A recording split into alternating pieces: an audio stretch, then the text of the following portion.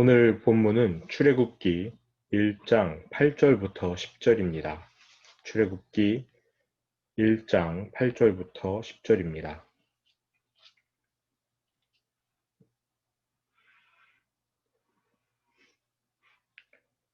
함께 봉독하시겠습니다.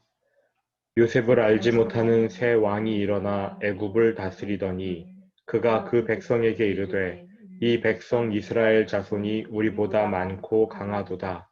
자, 우리가 그들에게 대하여 지혜롭게 하자.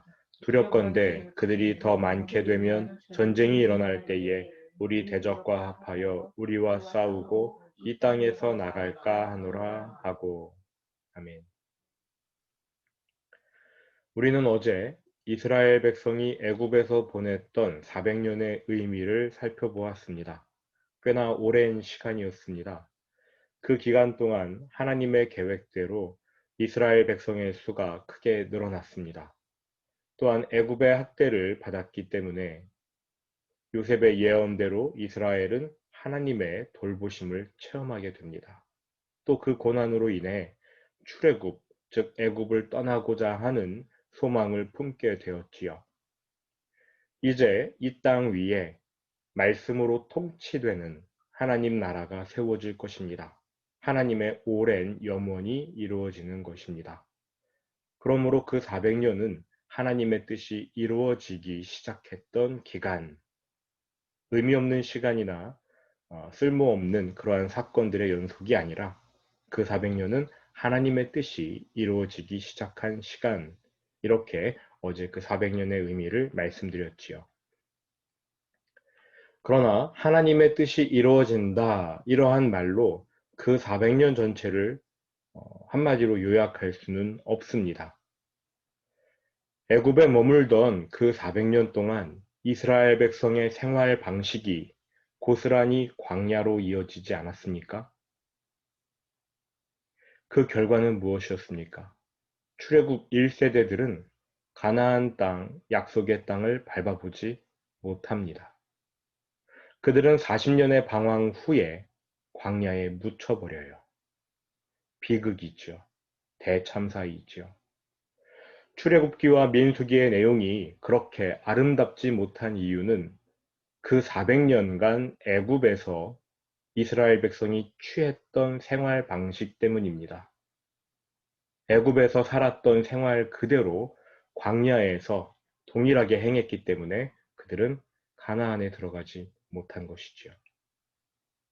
그럼 도대체 애굽에서 400년을 어떻게 지냈기에 출애굽 세대들이 광야에서 엄청난 참사를 겪게 된 것입니까?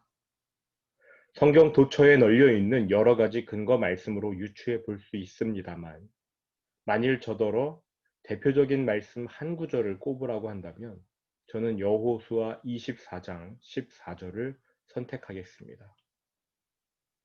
여호수아 24장은요, 여호수아가 임종을 앞두고 이스라엘 백성에게 전했던 고별 설교입니다. 여호수아는 애굽에서의 속박과 10가지 재앙, 출애굽 사건, 광야 40년, 그리고 가나안 땅에 들어가 전쟁하며 땅을 분배하기까지 이 모든 역사를 일일이 다 체험한 살아있는 증인이었습니다. 가나안 정복 전쟁을 마무리하고 지파별로 땅을 분배한 후에 여호수아가 유언으로 이러한 당부를 전합니다. 여호수아 24장 14절 함께 읽어보시지요. 그러므로 이제는 여호와를 경외하며 온전함과 진실함으로 그를 섬기라. 너희의 조상들이 강 저쪽과 애굽에서 섬기던 신들을 치워버리고 여호와만 섬기라. 여호수아의 유언이고 이스라엘 백성에게 당부한 말인데 여기에 애굽에서 400년 동안 어떻게 살았는지가 힌트로 나옵니다. 일단 너희의 조상들이, 그러니까 지금 출애굽해서 가나안으로 들어가는 그때인데 그 조상들이니까 출애굽 1세대일 수도 있고 그 이전 세대일 수도 있고 애굽에서 지냈던 400년 그 시간에 조상들을 말하는 것일 수도 있겠죠. 애굽에서 섬기던 신들을 치워버리라고 합니다.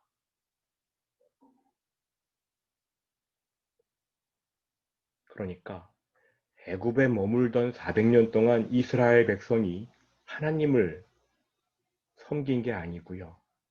애굽의 신들을 섬겼어요. 이해가 되십니까? 우리는 이스라엘 백성이 하나님을 믿고 하나님을 의지하고 그러다가 속박을 당해서 애굽에서 떠나 가나안으로 간다.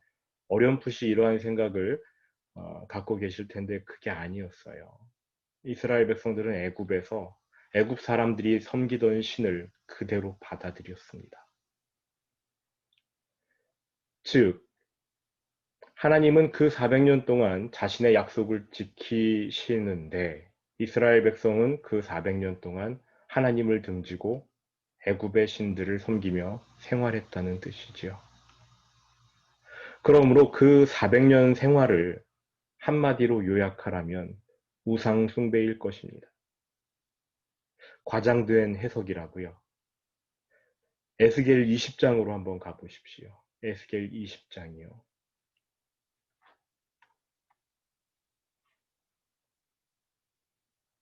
에스겔 20장 5절 함께 읽으실 텐데요. 주 여호와께서 거기부터 좀 같이 읽어보시죠. 에스겔 20장 5절 주 여호와께서 같이 한번 읽어보시겠습니까?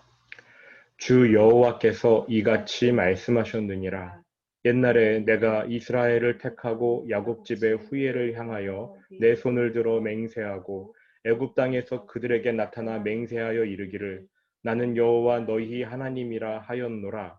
그날에 내가 내 손을 들어 그들에게 맹세하기를 애굽 땅에서 인도하여 내어 그들을 위하여 찾아두었던 땅 곧 젖과 꿀이 흐르는 땅이요 모든 땅 중에 아름다운 곳에 이르게 하리라 하고 또 그들에게 이르기를 너희는 눈을 끄는 바 가증한 것을 각기 버리고 애굽의 우상들로 말미암아 스스로 더럽히지 말라 나는 여호와 너희 하나님이니라 하였으나 이스라엘이 어떻게 했습니까? 8절 그들이 내게 반역하여 내 말을 즐겨 듣지 아니하고 그들의 눈을 끄는 바 가증한 것을 각기 버리지 아니하며 애굽의 우상들을 떠나지 아니하므로 애굽의 우상들을 오랫동안 섬겼고 출애굽 이후에도 떠나지 않았고요. 가나안 땅에 정착해서도 애굽의 우상들의 영향이 그대로 이어진 겁니다. 이스라엘 백성은 애굽에서 살았던 400년 동안 열심히 우상을 이방신을 섬겼습니다. 그래서 출애굽 이후로도 계속해서 애굽의 우상을 잊지 못했어요.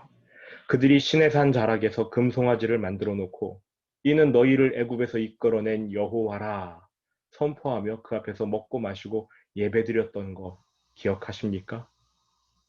송아지, 애굽에서 섬겼던 아피스라는 신이었거든요. 그 형상을 빚어놓고 거기에다가 하나님의 정체성만 부여한 겁니다. 이스라엘 백성이 금송아지를 그때만 섬겼느냐? 아니에요. 북이스라엘 남유다로 갈라졌을 때 북이스라엘에서는 대대적인 금송아지를 2개나 세워놓습니다. 북이스라엘의 최북단과 북이스라엘의 최남단 2군데에다가 심지어 베델에다가 금송아지를 세워놓고 거기서 우상숭배를 했던 것이죠. 창세기가 마무리되고 출애굽기가 열리기까지 그 400년의 시간, 하나님의 약속이 성취되는 시간이었습니다. 하나님의 뜻이 땅에서 이루어지기 시작하는 놀라운 시간이었지만 이스라엘 백성의 삶을 들여다보니까 그 시간은 우상숭배라는 4글자로 점철되었습니다. 이보다 더 정확한 표현을 찾기가 어려울 것 같습니다. 파라오만 요셉을 잊은 것이 아니에요. 이스라엘 백성도 요셉을 잊었어요. 요셉이 체험했던 하나님 잊어버렸습니다. 하나님의 은혜를 잊은 거지요. 파라오도 문제이지만 이스라엘 백성도 정말 문제였습니다. 파라오야 요셉을 알지만 잊고 싶어서 잊은 거겠지요. 이스라엘 백성은요, 시간이 지나면서 자동적으로 잊어버린 거예요. 신앙이, 아버지, 할아버지의 신앙이 자녀에게로 이어지지 못한 겁니다. 제가 당부드리는데요. 우리가 신앙생활 잘한다고 해서 우리의 자녀가 자동적으로 신앙생활을 잘할 것, 그렇게 생각하시면 안 됩니다.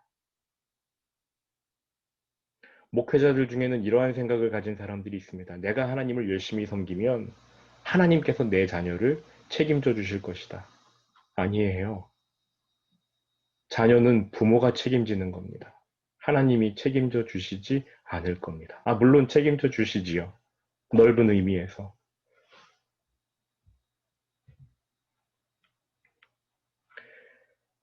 신앙이 자녀에게로 이어지지 않은 상태, 우상 숭배가 굉장히 만연한 상태에서 출애굽기가 열립니다.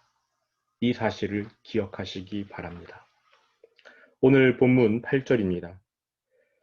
출애굽기 1장 8절. 요셉을 알지 못하는 새 왕이 일어나 애굽을 다스리더니, 요셉을 알지 못하는, 혹은 요셉을 알긴 하지만 그의 업적이나 중요성을 일부러 잊어버리고자 하는 지도자가 일어나 애굽을 다스립니다.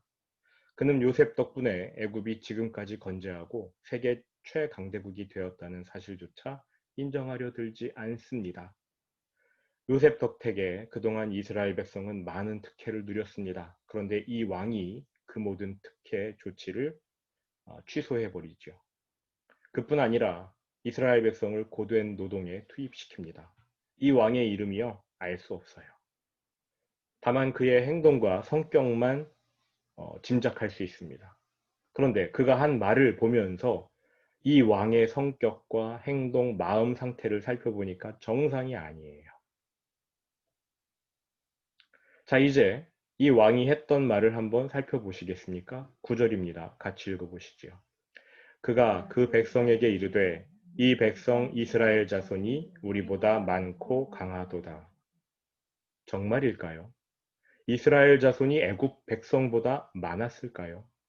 또 애굽에 얹혀 사는 이스라엘이 애굽보다 강했을까요? 정말로 이스라엘 자손이 애굽 백성보다 많고 그들보다 월등히 강했다면 굳이 고된 노동에 괴로워할 필요가 있었겠습니까? 이스라엘 백성이 그냥 지도자를 세워 가나안까지 갈 필요도 없어요. 애굽 땅이 훨씬 좋은 땅이니까 애굽을 전복시키면 돼요. 국가 전복시키면 그만일 것 아니겠습니까? 이스라엘 백성은요, 애굽 백성보다 숫자가 많지 않았습니다. 강하지도 않았어요. 아무리 그들의 수가 불어나도 위협적이라 해도 애굽을 능가할 만큼은 절대 아니었지요.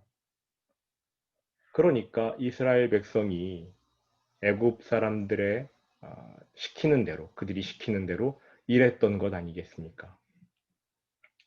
만일 파라오의 정신이 멀쩡한데 이렇게 말했다면 본인의 마음속에 들어있는 염려를 과장한 것이겠고요. 그의 정신이 멀쩡하지 않았다면 이거 과대망상이에요. 이쪽이든 저쪽이든 파라오의 마음 상태가 그리 좋아 보이지는 않습니다. 자, 이제 10절입니다. 파라오의 마음 상태가 정말 안 좋다, 불안정하다 라는 것을 알 수 있는 구절인데 같이 읽어보시지요. 10절. 자, 우리가 그들에게 대하여 지혜롭게 하자. 두렵건대 그들이 더 많게 되면 전쟁이 일어날 때에 우리 대적과 합하여 우리와 싸우고 이 땅에서 나갈까 하노라 하고. 일단 이 구절은요, 이렇게 번역하는 게 원문의 뜻에 더 가깝습니다. 제가 읽어드릴게요. 자, 우리가 그들에게 대하여 지혜롭게 하되 그들의 수가 더 많아지지 않도록 지혜롭게 조치하자. 두렵건대 전쟁이 일어나면 우리 대적과 합하여 우리와 싸울까 하노라. 또 두렵건대 이 땅에서 나갈까 하노라. 지혜롭게 이스라엘 백성의 수를 더 증가하지 못하도록 쳐내자. 이게 첫 번째 말이었고요. 그 다음 두렵다고 이야기한 게 두 가지인데 여기서 우리가 주목해야 할 표현이 바로 이것입니다. 두렵건대, 두렵건대. 파라오의 두려움이요, 두 가지였습니다. 첫째, 애굽이 다른 나라와 전쟁을 치를 때 이스라엘이 다른 나라에 붙어 먹을까 봐 두렵습니다. 둘째, 이스라엘이 애굽을 떠날까 봐 두렵습니다. 이 두 가지 두려움 때문에 파라오는 이스라엘 민족의 수가 많아지지 않도록 지혜로운 조치를 취하려 했던 것입니다. 우리가 마가복음을 공부하면서 믿음의 반대말이 불신이 아니라 두려움이라는 것을 배웠지요. 예수님의 말씀처럼 두려워 말고 믿기만 하라. 믿음의 반대말은 두려움입니다. 그리고 성경은 로마서 14장 23절처럼 믿음을 따라하지 않는 모든 것을 죄로 규정합니다. 믿음을 따라하지 않는 모든 것이 죄래요. 그러니까 믿음의 반대편에 있는 두려움은 단순한 감정이 아니라 죄입니다. 죄. 맨 처음 인간이 두려움을 갖게 된 것 떠올려 보십시오. 아담이 선악과를 따먹고 하나님 앞에서 했던 말, 두렵다. 제가 두렵습니다. 아니었습니까? 두려움은 죄와 연관이 되어 있어요. 지금 파라오는 두려워하고 있습니다. 두렵건대, 두렵건대. 물론 그에게는 하나님을 믿는 신앙, 하나님에 대한 지식 그런 거 없지요. 그러니까 두려운 게 당연합니다. 그런데 그가 가진 두려움의 성격이 어떻습니까? 이성적인, 논리적인 두려움입니까? 충분히 납득할 만한 두려움인가요? 뱀을 보거나 벌레를 보거나 높은 곳에 올라가는 게 두려운 것 자연스러운 반응입니다. 지난주 여러분들께서 휴가를 주셔서 참 잘 쉬었습니다. 하루 날 잡아서 물놀이도 했습니다. 홍천에 있는 워터파크에 갔는데 저 놀이기구 잘 못하거든요. 높은 데 올라가는 게 겁이 나가지고요. 심장이 막 두근거리고 그렇습니다. 제 아들이 저와 함께 슬라이드를 타자고 그러는데 그냥 단순한 이렇게 미끄럼틀이 아니더라고요. 막 통으로 이렇게 돌고 저렇게 돌고 어, 너무 무서워서 못 탔습니다. 아내와 아들만 그 워터 슬라이드를 7번 정도 탔고요. 저는 그 두 분을 모시고 그 두 분이 탑승하실 대형 고무 튜브를 7회 운반해 드렸습니다. 굉장히 무거워요. 그곳에 온 젊은 남자아이들도 둘이서 겨우 들었는데 저는 머리에 이고 어깨에 메고 그 고무 튜브를 이렇게 들고 높은 곳까지 계단으로 올라갔습니다. 다리에 쥐가 났습니다.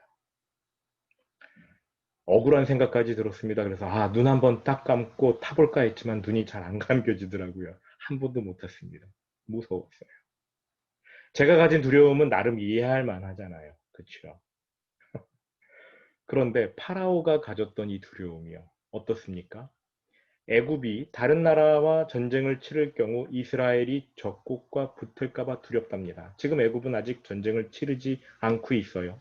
게다가 전쟁 중에 이스라엘이 적국에 가담할지 안 할지도 미지수입니다. 아직 일어나지 않을 일인데 반드시 일어날 것이라고 상정해 놓고 두려워합니다. 이해되시지요? 자, 그러면 애굽 땅에서 전쟁이 일어난다고 한번 가정해 보시지요. 이스라엘이 적국에 붙어먹을 게 분명하고 두렵다면 그럼 파라오는 어떻게 하면 됩니까? 이스라엘 백성을 애굽 땅 밖으로 쫓아버리면 되겠지요.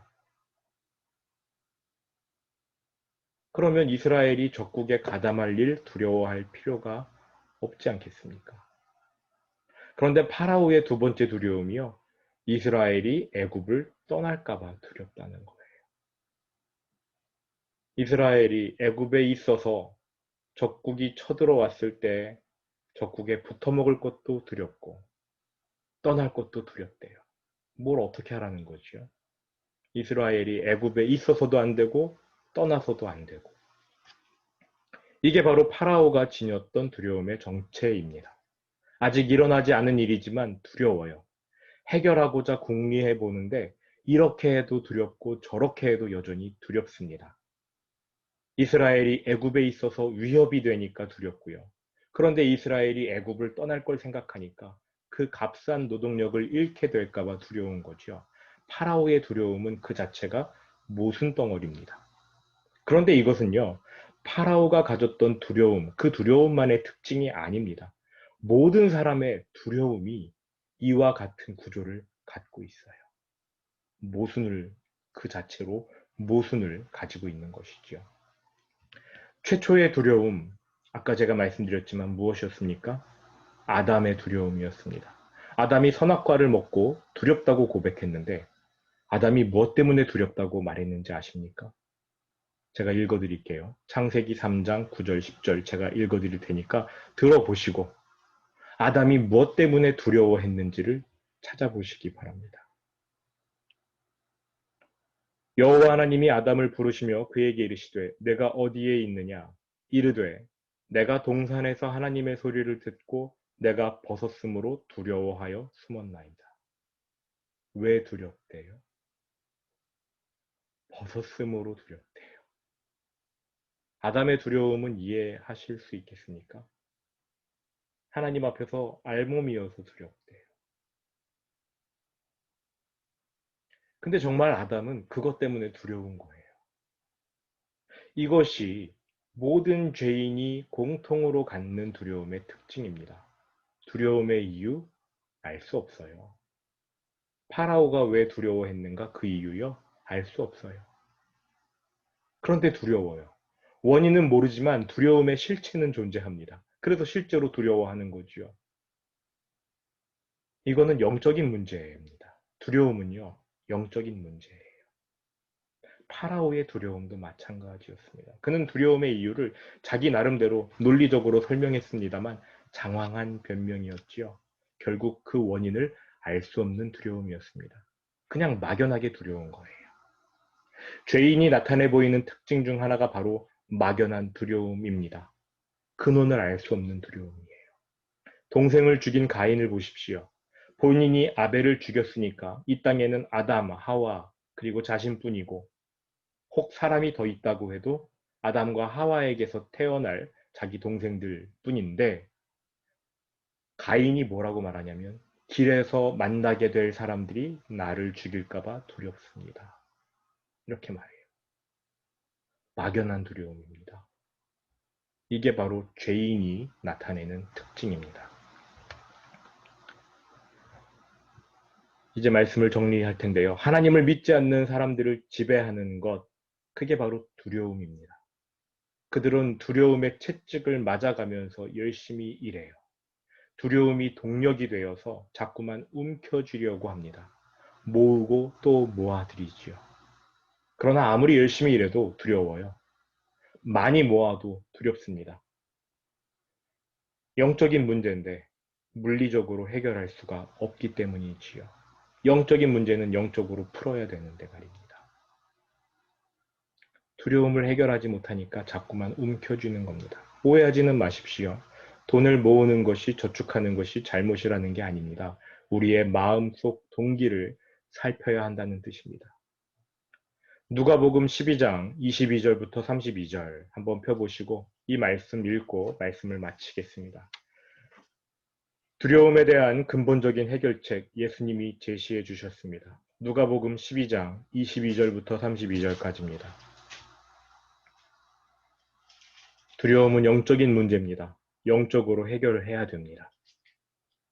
예수님께서 근본적인 해결책을 주셨습니다. 누가복음 12장 22절부터 32절까지 우리 천천히 한번 같이 읽어보시지요.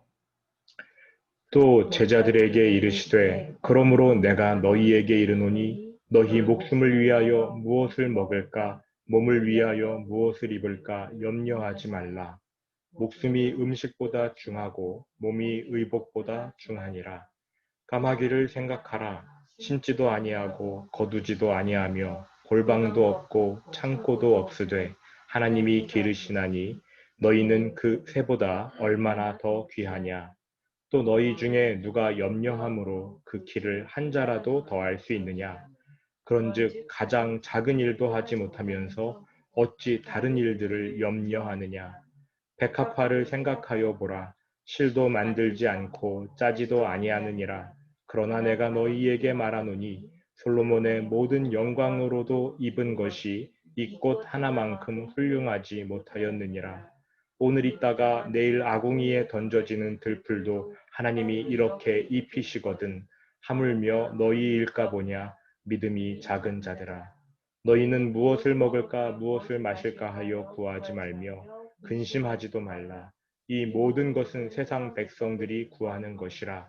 너희 아버지께서는 이런 것이 너희에게 있어야 할 것을 아시느니라. 다만 너희는 그의 나라를 구하라. 그리하면 이런 것들을 너희에게 더하시리라. 적은 무리여 무서워 말라. 너희 아버지께서 그 나라를 너희에게 주시기를 기뻐하시니라. 아멘. 두려움에 대한 근본적인 해결책입니다. 혹시 우리 마음에 원인 모를 두려움이 자리하고 있다면, 그래서 그 두려움에 내 마음을 내어주거나 그 두려움 때문에 노심초사한다면 예수님의 이 말씀 앞에서 두려움을 해결받으시기 바랍니다. 두려움이 제거된 후에야 우리는 성경적으로 올바르게 일할 수 있고 생활할 수 있고 저축도 할 수 있고요. 성경적인 가치관을 따라 생활할 수 있습니다. 그러니까 내 마음속 하나님을 믿지 못해서 두려워하는 영역들이 있는지 확인하시기 바랍니다. 경제, 건강, 직장, 노후, 참으로 많은 영역에서 마귀는 우리의 마음에 두려움의 씨앗을 떨어뜨리려고 애씁니다. 마귀가 가지고 있는 가장 큰 무기가 두려움이에요. 하나님께서 우리에게 제시하신 가장 큰 무기는 믿음입니다. 하나님을 믿는 거지요. 너희에게 필요한 모든 것을 다 아시는 그분을 믿는 믿음 말입니다. 하늘에 날아다니는 새를 보시거든 혹시나 오늘 하늘나는 새를 보시거든 이 말씀을 떠올리십시오. 까마귀를 생각하라. 심지도 않고 거두지도 아니하며 그러나 하나님이 기르시나니 너희는 새보다 얼마나 더 귀하냐. 기도하겠습니다. 거룩하신 아버지 하나님, 우리의 마음속에 있는 두려움을 우리에게 보여주십시오. 그리고 그 두려움을 하나님 앞으로 가져가 해결받는 우리 본빛교회 모든 성도가 되게 하여 주옵소서. 두려움의 반대가 믿음이라 하셨습니다. 믿음으로 하나님을 선택하고 우리의 마음속에 늘 거머리처럼 붙어있는 그 두려움, 십자가 앞에서 해결받는 오늘 이 시간 되게 하여 주옵소서. 주 예수 그리스도의 은혜와 하늘아버지의 크신 사랑과 성령의 동행하심이 하나님을 믿기로 선택하고 또 하나님이 주시는 그 믿음 잘 간직하고자 다짐하는, 그래서 지금 이 시간 하나님 앞에 예배드리는 당신의 귀한 백성 본빛교회 모든 성도들에게 영원히 함께 하실지어다. 아멘.